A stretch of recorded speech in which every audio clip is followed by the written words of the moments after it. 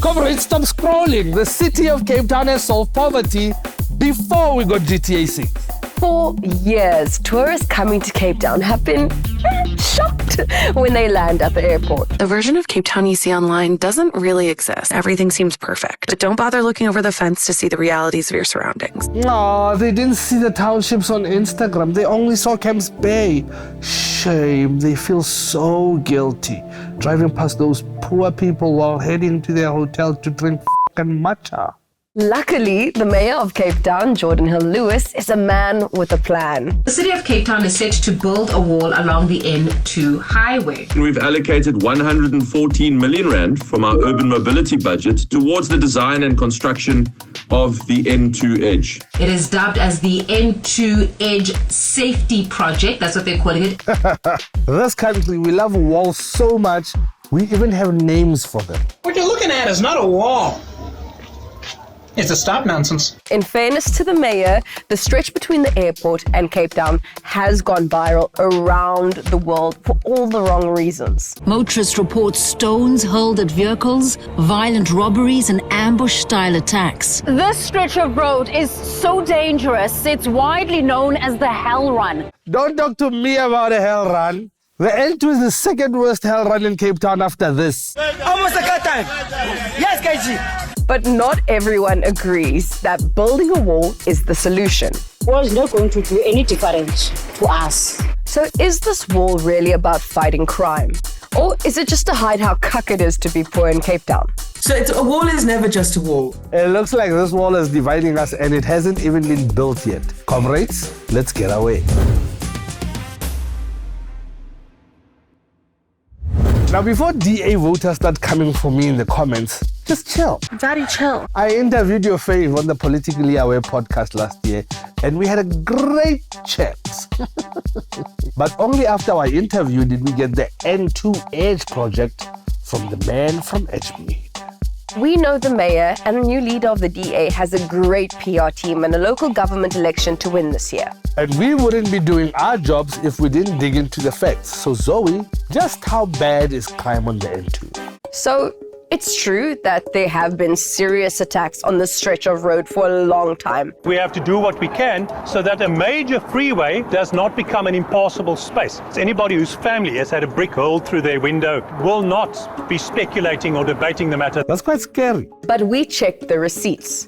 The city's own records show that between July 2025 and January 2026, the city's Public Emergency Communications Center logged 8,552 calls on all major highways.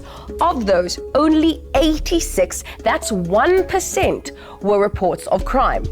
The rest were flat tires and car breakdowns. So overall, serious incidents are actually relatively low. Just by comparison, the Nyanga police station records more than 200 murders annually.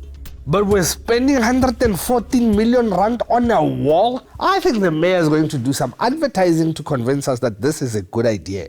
Are you tired of seeing the real South Africa from your Uber window? Well, now you don't have to. Introducing the brand new taxpayer-funded N2 wall. Designed for your comfort, this exclusive 8 kilometers of concrete ensures your smooth journey from the airport all the way to the back of the queue at the Ranya Zug Farmers Market. This way, you're always on time, very efficient, and very German.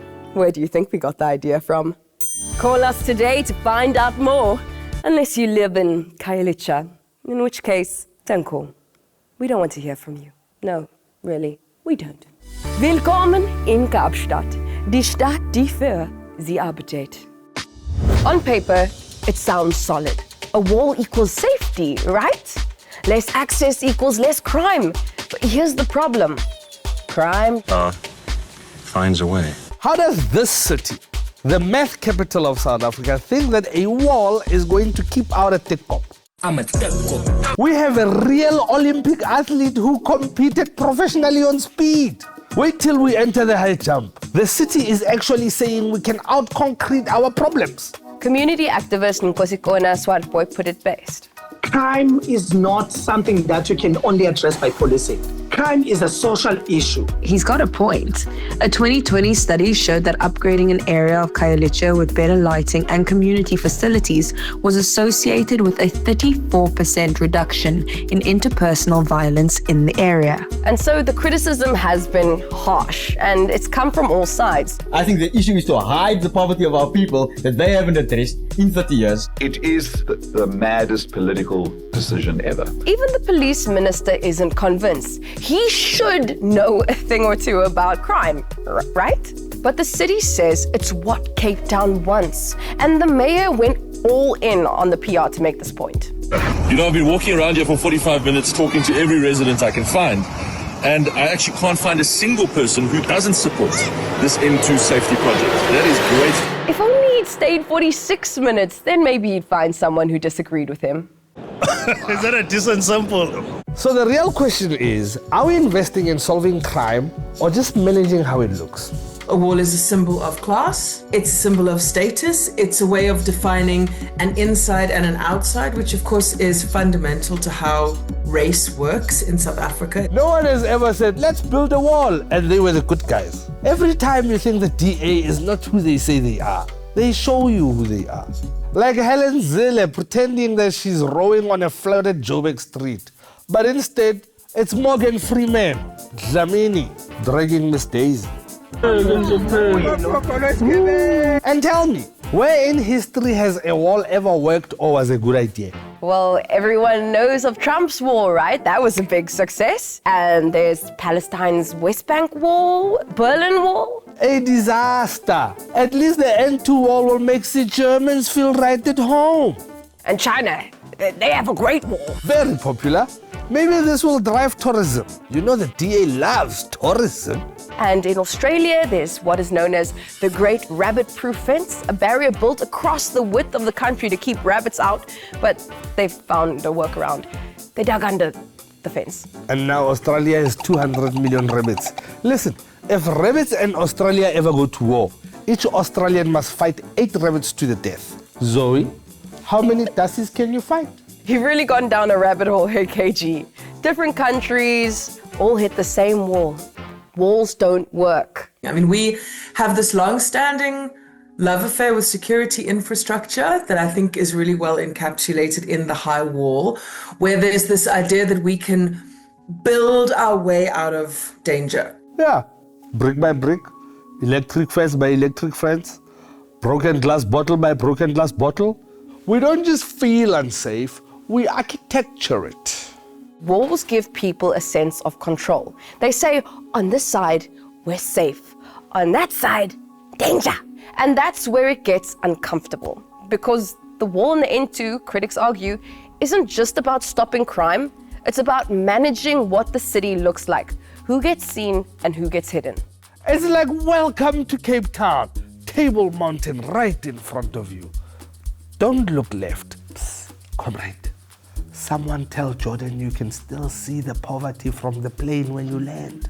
But I'm sure there are some people who think they are well-meaning when they are asking, what about the crime?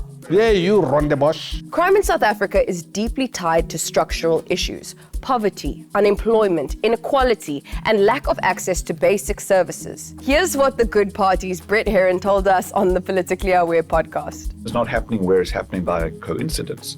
It's happening where people were forced from when they were forcefully removed under the Group Areas Act.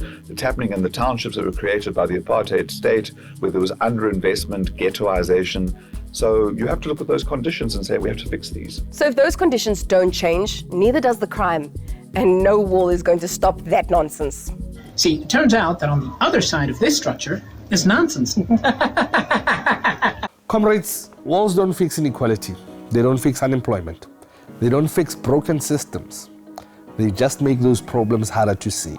We are a country of divisions. We're a country of consistently wondering who belongs here, who's legitimate in this space, who's allowed in this space. And if you can't see the problem, you don't have to solve the problem. You're avoiding it. Running from the problems just makes them worse. And until we deal with the root causes, no wall is ever going to be high enough to stop a tekop. And anyway, if it's an N2 Edge project, will it ever reach completion? Daddy, chill. That's it for this week, comrades. Don't forget to like, share, and subscribe. Tune in next week for a sequel to The Wall, The Moat. As always, stay away. 114 million rand wall. Called the End-to-Edge project. Sorry. Jordan must practice that 5 times fast. Table Mountain right in front of you. Is to be Professionalism. Before we got GTA 6, I don't see all here.